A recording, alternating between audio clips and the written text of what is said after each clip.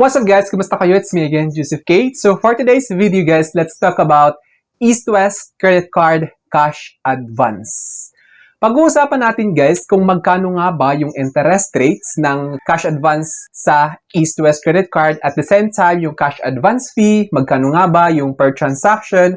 At the same time, magkano yung pwede nyong i-cash advance. At the same time guys, kailangan nyo rin malaman kung paano mag-request ng cash advance PIN. Kasi kailangan yung cash advance PIN para ma-unlock yung feature na yon sa East-West Credit Card, which is yung cash advance. Kasi when we say cash advance kasi guys, is para kayo nag-withdraw ng savings account niyo sa bangko. But the thing is, utang ito, hindi siya savings. It works like a debit card kasi it requires 6-digit PIN. Kaya naman pag-uusapan natin yan kung paano kayo magkaroon ng 6-digit PIN. Pero bago yan, nais muna kitang imbitahan na mag-subscribe sa YouTube channel ko kung bago ka pa lang kasi marami pa po akong i-share ng mga tutorials, knowledge, and experience in mind in the future. Kaya naman huwag niyong kalimutan mag-subscribe para updated kayo lagi sa mga vlogs na i-upload ko. Yun lang po at sobrang maraming salamat po.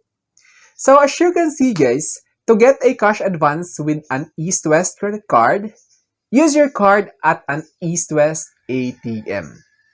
Any banknet or Visa ATM with your cash advance PIN. So mamaya malalaman nyo kung ano yung cash advance, paano mag-request. Or request an Instacash loan via Esta Virtual Assistant or the Easy Way app for installment plans. But be aware of high fees, 3% of minimum amount and interest from the transaction date. Kasi guys, yung cash advance is may 3% yun na interest. Interest niya is 3% talaga. Ito naman sinasabi dito na Instacash. Ano to guys, yung ina-apply which is sometimes may promo na umaabot lang ng 0.55%. So iba yon compared to cash advance. Ngayon, itong cash advance naman is agad-agad nyo makukuha yung cash. Yun yung kaibahan doon sa Instacash at cash advance. So ngayon, let's talk about the methods for cash advance. ATM withdrawal, physical cash. Get your CA PIN or cash advance PIN, East-West sends via SMS or mail. Keep it secret. So of course, kasi confidential yun guys. Yung cash advance PIN. Hindi nyo dapat yun pinagkakalat or pinapaalam sa iba. Find an ATM. Use an East-West ATM or any banknet, Visa, Visa Plus logo ATM. Hindi lang siya sa East-West ATM guys. Pwede rin naman sa ibang ATM. As long as na may cash advance PIN kayo. Withdraw. Insert your card, enter your CA PIN. And follow prompts to get cash. So may mga instructions yun dun guys. The moment you inserted your card, since credit card siya, madedetect yan, then of course, hahanapan kayo ng cash advance PIN. Then ngayon, pag-uusapan natin yung steps to request your cash advance PIN sa East-West credit card. Una is pwede nyo tawagan yung customer service. Dial 632-8888-1700 and follow the prompts to speak with an agent regarding your cash advance PIN.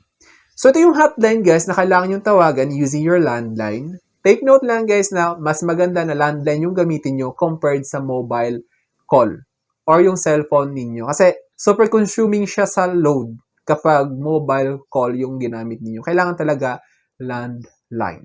Ito yung tatawagan nyo 632-8888-1700. Alternative contact. For further assistance, you can email cards at eastwestbanker.com. So ito yung official email ni East-West guys when it comes to credit card concerns. Mail to tapos cards at eastwestbanker.com or send a message to their 24-hour hotline. Pwede kayo mag-email, 24 hours yon. So wait nyo na lang yung response nila. SMS delivery. Once requested, your CA PIN or cash advance PIN is usually delivered via SMS to your mobile phone number on record.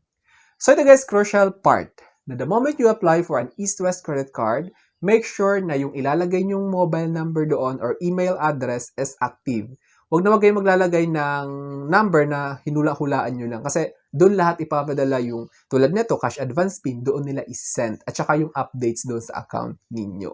Ngayon, halimbawa na wala yung mobile number na yon, kailangan mong tumawag dito sa official hotline number nila which is itong 632-8888-1700 para i-update yung details mo. Kasi mahirap talaga guys kapag nawala yung mobile number na nakalink doon sa account mo. Alternative delivery. If the SMS is not received, so kung hindi mo natanggap yung text message, the PIN may be delivered to your registered billing address. So, ito na yung problema dito, guys, kasi minsan hindi siya dumarating tulad sa akin. Sa East West Credit Card ko, wala dumarating na PIN dito. Kailangan ko talaga tumawag sa kanila kasi minsan tatamad-tamad yung nagde-deliver ng mga mail. Ganun. Pangalawang options is Instacash. Ito na yung sinasabi ko, guys, the difference between Instacash and cash advance. Itong Instacash na sinasabi is kailangan mo rin mag-wait dito ng certain time compared to cash advance, instant siya. But kaibahan sa Instacash is mas mababa yung interest rates niya. Hindi ganun kalaki tulad ng sa cash advance. So, i-share ko na lang din sa inyo kung ano yung Instacash. It is an installment loan. Use Esta, chat with the East-West System Tech Assistant on Facebook Messenger to request. So, it can be done through Messenger. Siguro aware naman kayo sa Esta chatbot ni East-West sa Messenger, dun lahat ng process. Isa-select mo dun yung Instacash option. Use EasyWay application, apply for Instacash through application. Siguro aware naman kayo sa EasyWay since may East-West account kayo, whether it's savings or debit or credit card, kailangan yung EasyWay application para malink yung account nyo doon at ma-monitor ninyo yung transactions. Convert limit. Converts part of your credit limit into cash. Paid in fixed monthly installment with a processing fee. So ito na yung kaibahan sa Instacash. Maliit nga lang yung interest niya, but kailangan mong bayaran yung magiging monthly amortization ng in-Instacash ninyo. Compared to cash advance, kahit hindi mo muna bayaran, yun nga lang, tuloy-tuloy talaga yung interest. At saka hanggang sa matapos yung bayaran yung cash advance na yon. So ngayon, let's talk about important considerations, costs, and traps. Cash advance fee, typically 3% of the amount. A minimum fee of 500 or 600, whichever is higher, plus a processing fee for Instacash. So ngayon guys, sa cash advance talaga, 3% yung magiging monthly interest rate niya. Compared to Instacash, minsan nasa 0.55.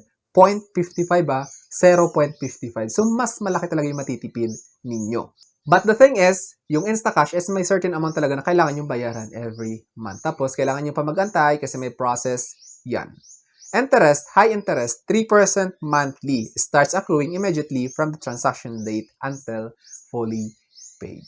So, the moment na mag-transact kayo ng cash advance sa East-West credit card ninyo, automatic yun guys, 3%. Yung ipapatong sa next billing cycle ninyo. Financial trap. Cash advance are expensive. Pay them off quickly to avoid ballooning balance. So ngayon guys, cash advance feature is just for emergency. Like for example, nagmamadali kayo, tapos hindi pa na-process yung Instacash application ninyo. Kasi 3% siya, ngayon pag hindi mo nabayaran, imagine nag-cash advance kayo ng 100,000. So magkano yung maging 3% ng 100,000 every month? So 3,000 pesos yun. Tuloy-tuloy yun hanggang sa matapos mo yung bayaran yung 100,000. Kasi kahit nabayaran nyo na yung kinash advance ninyo, tuloy-tuloy pa rin yun hanggat may natitirang balance doon. Kaya kailangan nyo talagang i-fully paid yung kinash advance ninyo para ma-close yung transaction na yun. So I think that's all for now. So sana may na-share ako. Don't forget to subscribe for more videos. It's me again, Joseph Kate, that says, we don't have cash because we go for cashless transactions. Bye-bye!